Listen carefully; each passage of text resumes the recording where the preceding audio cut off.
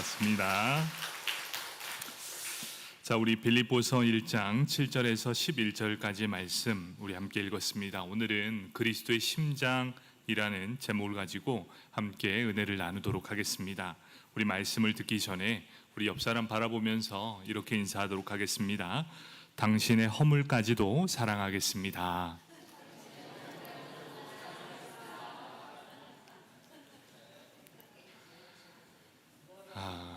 그렇죠. 멀어서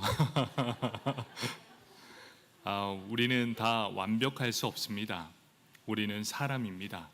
100% 완전하면 얼마나 좋겠습니까? 그런데 우리는 완전할 수 없는 인간입니다. 그렇게 누구나 다 허물이 있습니다. 저도 허물이 있고 여러분도 허물이 있습니다. 그런데 그 허물까지도 사랑해 준다면 그처럼 완전한 사랑이 어디 있겠습니까? 그 허물까지도 사랑해주는 그 사랑이 있다면 가정 안에서도 회복이 있을 것이고 교회 안에서도 회복이 있을 줄 믿습니다. 우리 성도 여러분, 고백했던 것처럼 당신의 허물까지도 사랑하는 우리 모두가 되길 축복합니다. 아멘. 오늘 우리는 그리스도의 심장이라는 제목을 가지고 은혜를 나누려고 합니다. 이 사람이 살았나 죽었나를 말할 때 법에서 정한 기준이 있습니다. 형법에서의 죽음은, 이 죽음의 판단 기준은 심장에 두고 있습니다. 만약 뇌가 죽었고 심장이 계속해서 뛰고 있으면 그것은 죽은 것이 아니라 뇌사 상태에 빠졌다라고 이야기합니다. 그렇듯이 심장이 계속해서 뛰고 있는가, 아니면 내가 멈춰 있는가, 심장이 멈춘 그때를 사망 시각으로 잡게 됩니다. 그만큼 심장이 뛰고 있는가, 뛰지 않는가, 그 사람의 살았나 죽었나를 판명하게 된다는 것이지요. 그렇다면 우리 그리스도인에게도 심장이 있습니다. 그 심장은 생명력을 가지고 있습니다. 이 생명력의 근원이 무엇인가? 우리는 그것을 사명이라고 말하고 있습니다. 사람에게 있어서 가장 귀하고 의미 있는 것이 무엇인가? 자신의 사명을 자각하는 일이다라고 말하고 있습니다. 스위스 사상가 칼 힐티는 이렇게 말합니다. 인간 생애 최고의 날은 자기 사명을 자각하는 날이다, 이렇게 말하고 있습니다. 우리 인생의 최고의 날이 언제입니까? 그것은 우리가 내 인생에 하나님이 주신 사명을 인식하고 자각하는 그 날입니다. 그 날이야말로 우리 인생의 최고의 날이다, 이렇게 말씀하고 있습니다. 확고한 사명감을 가질 때 인생을 대하는 자세가 달라질 수밖에 없다는 것이지요. 내 행동의 원칙도 뚜렷해집니다. 왜 그렇습니까? 나는 무엇을 위해 살아가는가? 또 나는 무엇 때문에 살아가고 있는가를 분명히 깨닫게 되기 때문이지요. 1분 1초 시간이 흘러갈 때마다 그것을 허투루 보내는 것이 아니라 어떻게 하면 하나님을 기쁘시게 할까? 바로 이러한 생각의 차이가 행동의 차이로 드러나게 된다는 것이지요. 사명을 알게 되었을 때 우리는 하루하루가 보람 있게 살아갈 수 있게 됩니다. 그리고 또 의미 있게 살아갈 수 있게 된다는 것이죠. 바울은 그가 세상을 떠나갈 때가 되어 이제 나는 이 땅에서의 모든 삶을 마칠 때가 되었구나, 이것을 짐작하게 되었고 디모데에게 편지를 쓰게 됩니다. 디모데후서 4장 6절에 이렇게 말씀합니다. 전제와 같이 내가 벌써 부어지고 나의 떠날 시각이 가까웠도다, 이렇게 말씀하고 있지요. 하나님께 제사를 드릴 때 이 전제를 드린다는 것은 마지막 제사의 시제한이다, 이렇게 이야기합니다. 그래서 전제가 부어진다면 이제 제사가 다 끝나갔구나, 이렇게 말씀하고 있지요. 그런데 여기에서 제사의 기름을 드리는데 전제와 같이 벌써 다 부어졌다, 이 말은 어떤 의미입니까? 그 기름이 한 방울도 남지 않을 만큼 몽땅 쏟아 부었다라고 말씀하고 있습니다. 이 땅에서 생명을 다해 내 생명이 다 소진될 때까지 하나님을 위해 내 인생 전부를 다 쏟아 부었습니다, 이렇게 말씀하고 있는 것이지요. 세상이 아무리 어지럽고 세상이 아무리 어그러졌다 할지라도 바울은 자신에게 맡겨진 이 사명을 위해 최선의 삶을 살았다라고 말씀하고 있습니다. 그리스도인에게도 이런 심장이 있습니다.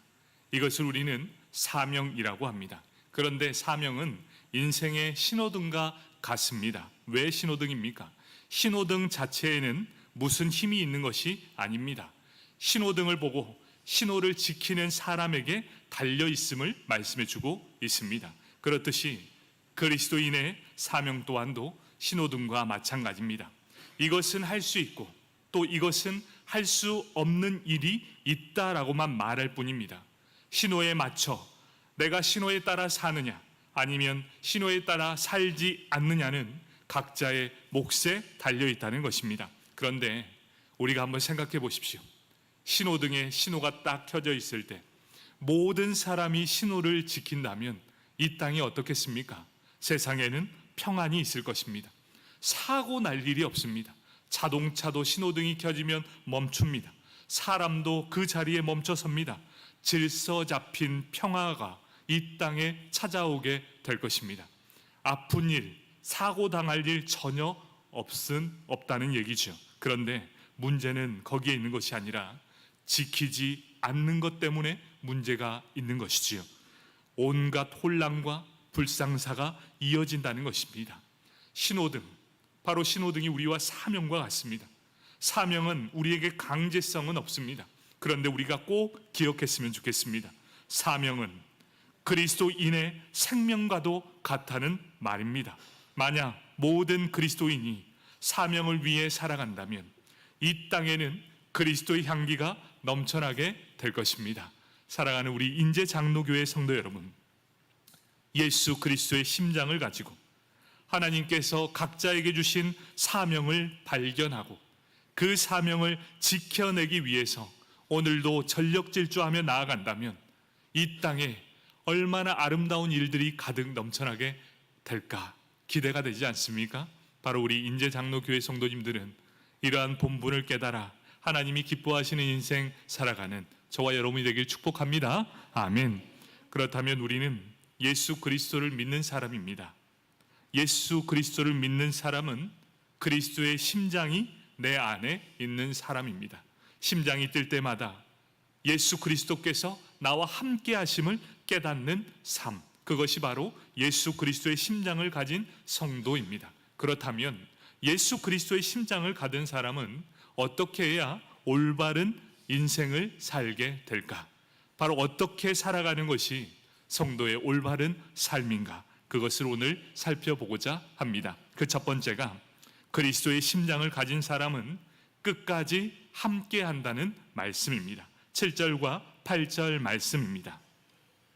내가 너희 무리를 위하여 이와 같이 생각하는 것이 마땅하니 이는 너희가 내 마음에 있음이며 나의 매임과 복음을 변명함과 확정함에 너희가 다 나와 함께 은혜에 참여한 자가 됨이라. 내가 예수 그리스도의 심장으로 너희 무리를 얼마나 사모하는지 하나님이 내 증인이시니라. 아멘. 빌립보 성도들을 생각하며 내가 너희를 마땅히 여긴다라고 말하고 있습니다. 여기에서 마땅히 여긴다는 말은 흡족한 마음이 들고 부족하지도 덜하지도 않고 꽉 차 있다. 너희를 생각할 때마다 내 마음이 꽉 찬 것처럼 기쁨이 넘친다. 바울의 마음은 빌립보 성도들을 생각할 때마다 모든 것이 마음에 다 든다라는 의미입니다. 정말 마음에 들어서가 아니라 내가 너희를 사랑하는 마음으로 너희를 내 마음 안에 흡족하게 마땅하게 여긴다라고 말씀하고 있다는 것이지요. 복음 안에서 우리의 교제가 있습니다. 한번 교제를 이어진다면 영원토록 함께하면 얼마나 좋겠습니까? 그런데 우리는 그렇지 못한 것이 사실이라는 것이지요. 복음 안에서 함께 영원한 교제를 나누어야 되는데 그렇지 못한 경우가 발생하게 된다는 것입니다. 바울이 감옥에 갇혔습니다. 투옥되자마자 어떻게 되었습니까? 많은 사람들이 바울을 떠나게 되었습니다. 디모데 후서에 보면 다 떠나고 누가만 나와 함께 남았다 이렇게 기록하고 있지요. 그런데 다 떠났습니다. 누가 혼자만 남겨두고 모든 사람이 다 바울을 떠났습니다. 그런데 유독 빌립보 교회는 달랐습니다. 바울이 감옥에 있을 때조차도 끝까지 함께 했습니다. 바울이 갇혀 있을 때 선교 헌금을 보내주었고 음식을 넣어주었고 옷을 보내주었습니다. 바울을 위해서 또 전심으로 기도했던 빌립보 성도들이었습니다. 그래서 바울은 이들을 생각할 때마다 마음속에서부터 깊은 감사가 솟아나게 되었습니다. 바울은 빌립보 성도들로 인해 감사와 기쁨이 넘쳐나게 되었다는 것이죠. 비록 자신은 감옥에 갇혀 있었지만 기쁨과 감사가 날마다 넘쳐나게 되었다는 것입니다. 왜 그럴까요? 나는 비록 갇혀 있지만 하나님의 의로운 손으로 빌립보 성도들을 향해 그 마음을 열어주사 내가 이곳에 외롭지 않도록 하나님의 놀라운 은혜의 섭리가 이곳까지 뻗쳐 있다는 사실을 느꼈기 때문이었습니다. 그래서 빌립보서는 기쁨의 서신이라고 말하고 있습니다. 사랑하는 성도 여러분, 우리도 살다 보면은 감사한 사람이 있습니다. 어떤 사람들이 감사함으로 다가오게 됩니까? 고난 중에 있을 때 나를 도와준 사람, 모든 사람이 다 떠나지만 끝까지 나를 믿어주고 함께 해주었던 사람이 내 곁에 있었다면 그 사람은 절대 잊을 수 없게 될 것입니다. 그런데 그 사람이 고난에 동참할 뿐만 아니라 기도로 협력해 준 사람이라면 그 사람은 일평생을 함께 할 만큼 아주 귀한 사람들일 것입니다. 만약 우리 성도님들 가운데 그런 사람이 주변에 한 명이라도 있다면 그 인생은 성공한 인생이 될 것입니다. 저는 우리 성도님들 다른 사람이 나에게 이렇게 해주길 바라는 것보다 여러분이 그런 사람이 되어주시길 축복합니다. 아멘. 그렇게 끝까지 함께 해준다면, 끝까지 믿어주고 끝까지 함께 해줄 뿐 아니라 그를 위해 기도해 준다면 그 사람은 평생 잊지 못할 사람이 될 것입니다. 바울은 이런 빌립보 성도들을 그리스도의 심장으로 사모했다라고 말씀하고 있습니다. 그리스도의 심장은 그리스도의 마음을 의미하고 있습니다. 공동 번역 성경에는 이렇게 기록합니다. 그리스도의 심장을 그리스도의 지극한 사랑으로 기록하고 있습니다. 그리스도의 지극한 사랑, 그 사랑이 어떤 사랑입니까? 우리를 죽기까지 사모한 사랑이고, 예수님은 단 한순간도 우리를 포기하지 않으시고 끝까지 함께 해주며 영원토록 사모하는 그 사랑으로 끝까지 우리를 붙들어주는 사랑이었습니다. 그런데 바울이 지금 이렇게 말하고 있습니다. 내가 그런 마음으로 너희 빌립보 성도들을 사모합니다. 이렇게 말씀하고 있다는 것이지요. 사모하면 모든 것이 다 아름답게 보입니다. 무엇이든지 좋은 것이 있으면 함께 나누고 싶은 것이 바로 그 마음입니다. 모든 것이 감사하게 보이게 된다는 것이지요.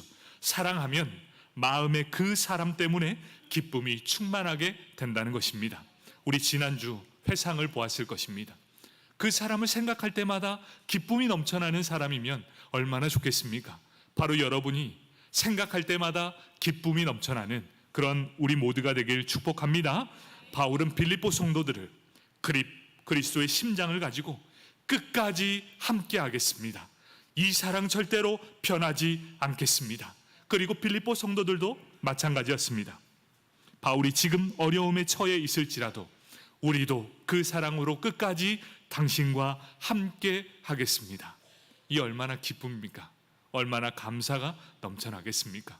바로 그래서 이 빌립보서는 기쁨의 서신입니다. 그럼 두 번째는 그리스도의 심장을 가진 사람은 우리가 인사했던 것처럼 허물을 알면서도 사랑한다는 것을 말씀해 주고 있습니다. 바울은 빌립보 성도들을 위해서 기도했습니다. 그 기도의 제목이 무엇입니까? 9절 말씀입니다. 내가 기도하노라. 너희 사랑을 지식과 모든 총명으로 점점 더 풍성하게 하사. 이렇게 말씀하고 있습니다. 빌립보 교회는 사랑이 가득했다는 사실을 우리는 익히 알고 있었습니다. 그리스도의 심장으로 그들을 뜨겁게 사랑했습니다. 사랑이 가득 넘쳤습니다. 그런데 이 바울의 기도 제목은 무엇입니까? 그 사랑 위에 지식과 총명으로 더 풍성하기를 기도하고 있었다라고 말씀합니다. 사랑 안에 그 사랑 플러스 지식과 총명함으로 더욱 풍성해져야 함을 그렇게 말씀하고 있습니다. 자, 우리는 모든 사람을 다 사랑하고 있습니다. 그런데 우리가 언제 모든 사람을 뜨겁게 사랑할 수 있는가? 상대방을 잘 알지 못할 때 더 친밀하게 다가갈 수 있다는 것입니다. 여러분, 처음 만난 사람과는 더욱더 가까이 할 수 있고 더 친밀해질 수 있습니다. 그 이유가 뭐죠? 내가 그 사람에 대해서 알지 못하기 때문입니다. 우리 연애할 때를 한번 생각해 보십시오. 다 우리 연애 다 해보셨죠? 예, 알겠습니다. 연애할 때를 한번 생각해 보십시오. 상대방의 모든 것이 다 아름답게 보입니다. 왜 그렇죠? 내 눈에 콩깍지가 딱 씌었기 때문입니다. 다 좋아요. 모든 게 다 좋습니다. 그러다가 시간이 지납니다. 시간이 지나면 지날수록 이제 점점 눈에 씌었던 콩깍지가 슥 벗겨지기 시작했습니다. 그러면 어떻게 하죠? 내가 그토록 사랑했던 장점이 그토록 미워했던 단점으로 바뀌게 되는 것이지요. 왜 그럴까요? 그 사람의 허물이 보이기 시작하기 때문입니다. 허물 하나, 허물 둘, 허물이 너무나 많아요. 그래서 허물이 하나하나 더해지면 더해질수록 그 사람을 알면 알수록 사랑이 더욱더 커져야 되는데 어찌된 일인지 사랑이 점점 식어지게 된다는 것입니다. 이것은 연애뿐만 아니라 부부간의 관계에서도 마찬가지입니다. 서로 멀리서 바라봐야 합니다. 가까이 가면 절대 안 돼요. 멀리서 바라봐야 아름답습니다. 아니, 저희는 행복합니다. 오해하지 않으셨으면 좋겠습니다. 멀리서 바라볼 때 참 아름답게 보입니다. 그러다 점점 가까이 가게 되면 또 오래 살다 보면 그 사람의 아름답던 부분에 점점 약점이 보이고 허물이 하나둘 보이게 된다는 것이죠. 그런데 문제는 무엇입니까? 그 약점과 허물로 인해 그 사랑이 식어져 버린다는 것입니다. 그런데 우리가 알아야 됩니다. 이러한 사랑은 진정한 사랑이 아니라 감정적인 사랑이라는 것이죠. 하나님께서 우리에게 보여주신 사랑은 어떤 사랑입니까? 감정적인 사랑이 아니라 진정한 사랑, 예수 그리스도의 심장을 가지고 감정적으로 흔들리는 사랑이 아니라 진짜 사랑을 해야 된다. 참된 사랑을 해야 된다. 그 참된 사랑은 무엇이냐? 지식과 총명으로 더욱더 풍성해진 사랑을 해야 한다. 그 사랑은 어떻습니까? 그 사람의 약점을 알면서도 기꺼이 사랑으로 품어주는 사랑. 그 사람이 진정한 사랑이다. 그 사람의 허물을 알면서도 아낌없이 사랑해 주는 것, 그것이야말로 진정한 사랑이다. 이렇게 말씀하고 있습니다. 이런 사랑은 연인과의 사랑보다 부모와 자녀 간의 사랑에서 더 많이 알 수 있습니다. 부모와 자식 간의 사랑은 감정적인 사랑이 아닙니다. 찐 사랑이라고 하지요. 참된 사랑. 어떤 사랑입니까? 부모된 우리는 잘 알고 있습니다. 어떤 삶을 알고 있습니까? 자녀가 연약하면 연약할수록 더욱더 마음과 사랑이 쏟아지게 되는 사랑. 10손가락 중에 아픈 손가락이 있으면 우리 부모는 어느 손가락에 더 마음이 가게 됩니까? 약하고 연약한 자의 마음에 더 마음을 쏟게 되는 것 아니겠습니까? 그 허물을 알면 알수록 부모의 사랑으로 그를 더욱더 사랑으로 보듬어 준다는 것입니다. 바로 그것이야말로 참된 사랑이라는 것이지요. 성경에서 말하는 것은 감정적인 뜨거움을 말하는 사랑이 아니라 하나님 안에 그리스도의 심장을 가지고 마음을 쏟아주고 허물이 있다면 그 허물까지도 기꺼이 감사할 수 있는 그런 사랑을 말씀해 주고 있다는 것입니다. 하나님은 아브라함을 택해 주셨습니다. 그 택하심은 은혜로 발전하게 됩니다. 이 은혜가 어떤 은혜입니까? 허물과 약점을 알면서도 이 아브라함을 끝까지 사랑해 주었다는 것입니다. 아내를 2번이나 누이라고 속였습니다. 그리고 아내가 있는데도 불구하고 첩을 얻어버렸습니다. 그런데도 하나님은 끝까지 그를 사랑해 주었습니다. 그리고 열국의 아버지로 삼아 주셨습니다. 예수님은 또 어떻습니까? 베드로를 선택했습니다. 그런데 베드로는 예수님을 3번이나 저주하고 부인했습니다. 그리고 예수님께서 십자가에 못 박혀 죽으실 때, 이제 내 인생 끝났다, 이제 다시 고향에 내려가 물고기 잡으러 가버렸습니다. 그런데 예수님은 어떻게 하십니까? 끝까지 찾아가 주셨습니다. 그리고 베드로의 모든 허물과 약점을 그 사랑으로 끝까지 보듬어 주었습니다. 그리고 사도행전적 기적을 낳는 믿음의 제자로 이 땅에서의 거룩한 백성으로 거듭나게 되었습니다. 바로 그 사랑이 그렇게 아름다운 열매가 맺어지게 되었다는 것입니다. 사랑하는 성도 여러분, 우리 가정에서도 이러한 일이 일어나길 축복합니다. 우리 가정뿐만 아니라 교회와 직장 안에서 사회생활 중에서도 일어나길 원합니다. 다른 사람의 허물이 잘 보이는 사람이 있습니다. 저도 허물이 있고 여러분도 허물이 있습니다. 그렇다면 우리 그 허물을 위해 기도하는 자 되기를 축복합니다. 허물을 들춰내는 게 아니라 그 허물을 위해 더욱더 마음을 쏟아주고 그 마음을 품어주는 그리스도의 심장을 가진 사람, 바로 끝까지 믿어주는 그 사람, 허물이 있을지라도 끝까지 믿어주고 끝까지 사랑해주는 그런 믿음의 사람, 우리 인제 장로교회 성도님들 되길 축복합니다. 아멘. 마지막 3번째는 그리스도의 심장을 가진 사람은 진실한 사랑으로 그를 위해 기도해 준 사람이라는 것입니다. 빌립보서 1장 10절 말씀입니다. 너희로 지극히 선한 것을 분별하며 또 진실하여 허물 없이 그리스도의 날까지 이루고, 이렇게 말씀하고 있습니다. 지극히 선한 것은 가장 옳은 것을 의미하고 가장 좋은 것을 말씀하고 있습니다. 이것은 하나님이 가장 원하시는 것입니다. 이 말씀이 무슨 말씀입니까? 하나님의 말씀을 통해 올바른 가치관을 갖는 것이라고 말합니다. 어떤 의미입니까? 우리가 사랑을 하되 무분별하게 모든 사람을 다 사랑하라는 것이 아닙니다. 다 원칙과 또 선한 것, 분별력이 필요하다라고 말하고 있습니다. 이 말씀이 무엇입니까? 모든 사람을 동일하게 사랑하되 분별력 있게 사랑해야 함을 의미하고 있습니다. 올바른 가치관을 통해서 그 사람이 불의를 하느냐 의를 행하느냐 분명히 판단하고 그에 맞게 분명하게 사랑을 표출해야 한다는 것입니다. 그 예로 첫 번째는 엘리 제사장을 들 수 있습니다. 엘리 제사장은 자녀를 사랑했습니다. 그도 자녀를 사랑했어요. 그런데 그 자녀들은 하나님의 뜻과 하나님의 진리의 말씀에 따라 살아가지 못했습니다. 어떤 행동을 했습니까? 그들은 성전 안에서 하나님을 모시는 그곳에서 음행이라는 죄를 범했습니다. 또 하나님께 드리는 제물을 몰래 갈취해서 그들이 먼저 먹어버렸습니다. 하나님의 것을 도적질했습니다. 그러면 어떻게 해야 되겠습니까? 하나님 앞에 범죄했지 않습니까? 모든 사람들에게 그게 보일 만큼 범죄를 했습니다. 그렇다면 사랑으로 그를 책망을 했어야 했습니다. 따끔하게 잘못된 점을 분명히 이야기했어야 했습니다.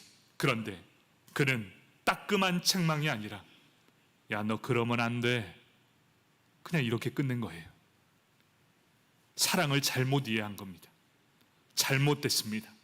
그러면 어떻게 해야 됩니까? 사랑할수록 그 자녀가 잘 될 수 있도록 따끔하게 혼을 내든지 다시는 하지 못하도록 했어야 했습니다. 그런데 엘리 제사장은 그걸 하지 못했습니다. 사무엘상 2장 25절 말씀입니다. 사람이 사람에게 범죄하면 하나님이 심판하려니와 만일 사람이 여호와께 범죄하면 누가 그를 위하여 간구하겠느냐 하되 그들이 자기 아버지의 말을 듣지 아니하였으니 이는 여호와께서 그들을 죽이기로 뜻하셨음이더라. 이렇게 말씀하고 있습니다. 엘리 제사장의 사랑은 잘못된 사랑으로 나아갔고 이 아이들은 그 말씀을 말씀의 책망으로 받지 않고 그냥 허투루 흘려 보냈습니다. 하나님은 결국 어떻게 하셨습니까? 엘리 제사장의 가문을 이 성경책에서 다 지워 버리셨다는 것입니다.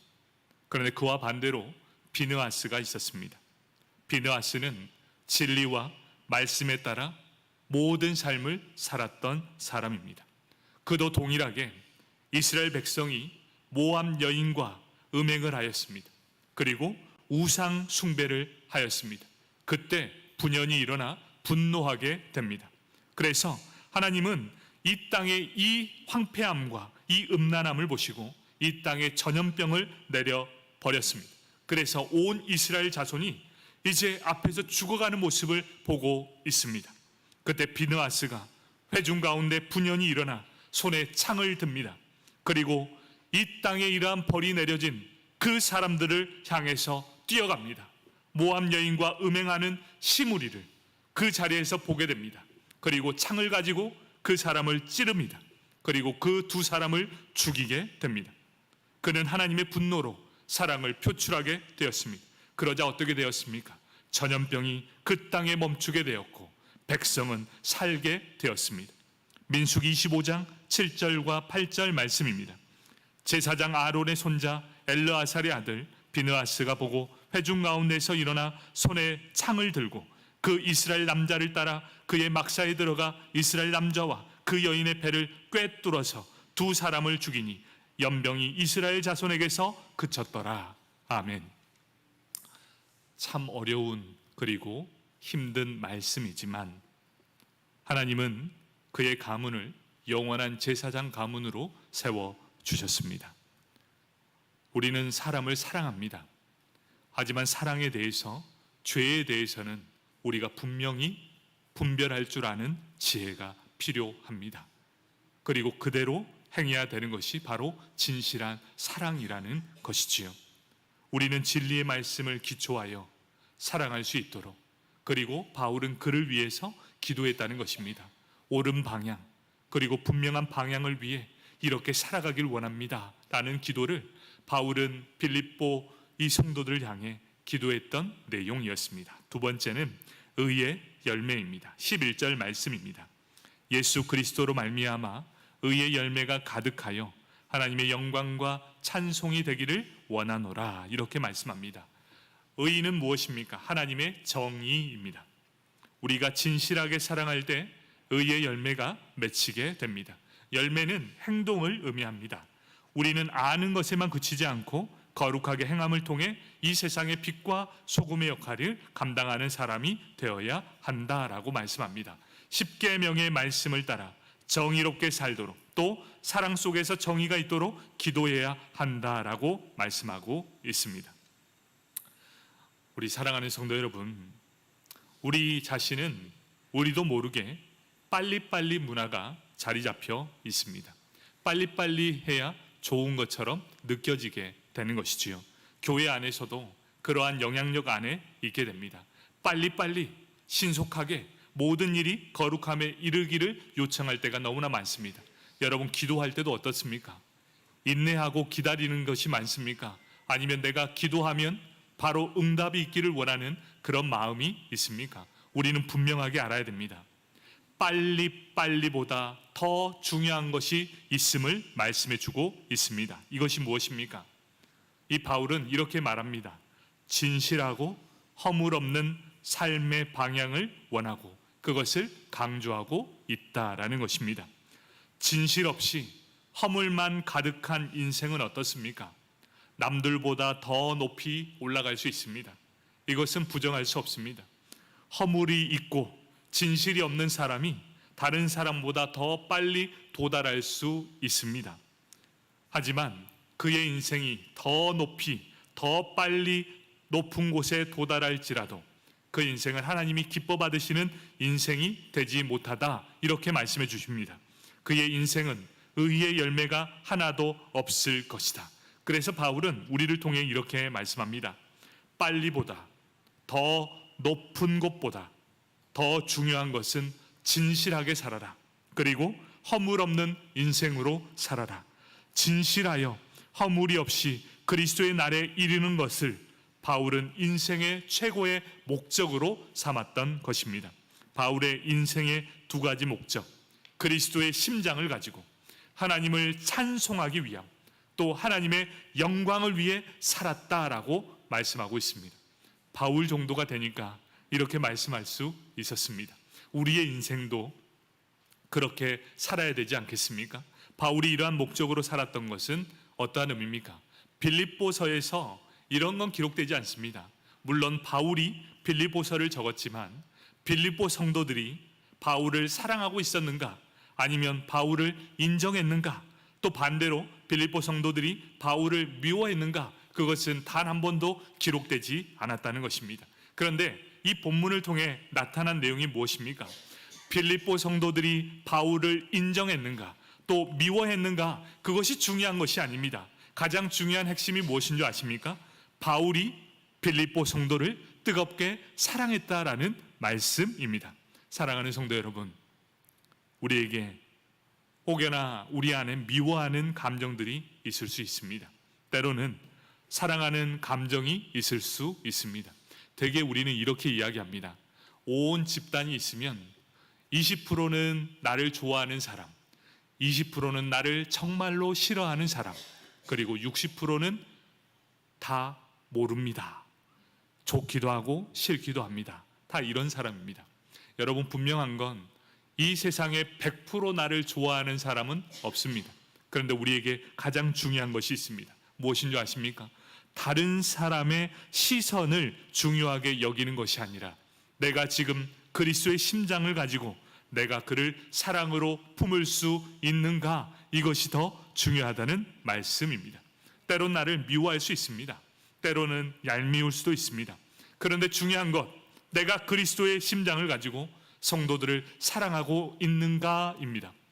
여러분, 상처받을 수 있습니다.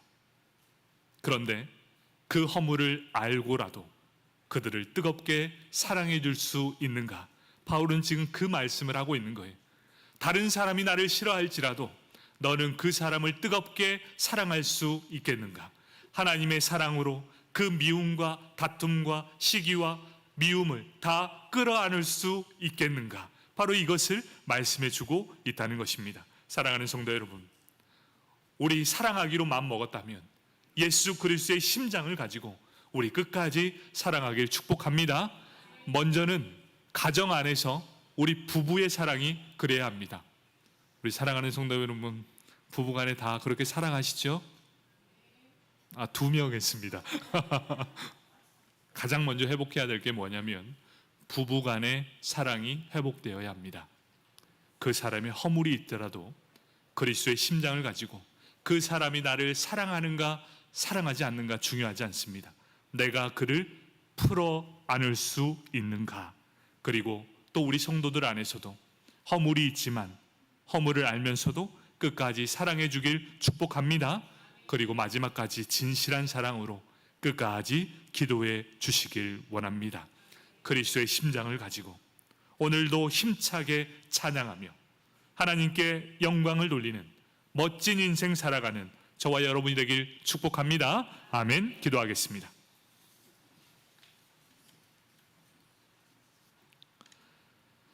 사랑의 하나님, 바울은 빌립보 성도들이 자기를 사랑했는지 또 바울을 인정했는지 성경은 기록하지 않고 있습니다. 하지만 바울은 이렇게 고백하고 있습니다. 그들이 나를 인정했는지 나를 인정하지 않았는지 나를 미워하는지 나는 그것이 중요하지 않다. 나는 지금 그리스도의 심장을 가지고 빌립보 성도 모두를 사랑한다 라는 게 전부였습니다. 사랑하는 인제 장로교회 성도 여러분, 이 안에 서로 미워하는 감정이 있을 수 있습니다. 또 우리가 그 사람을 이해하지 못하는 감정도 있을 수 있습니다. 그런데 기억하시길 바랍니다. 다른 사람의 시선을 의식하는 것이 아니라 지금 내가 그리스도의 심장을 가지고 그 사람을 사랑하고 있는가가 더 중요하다는 것이지요. 사랑의 하나님, 이 시간 하나님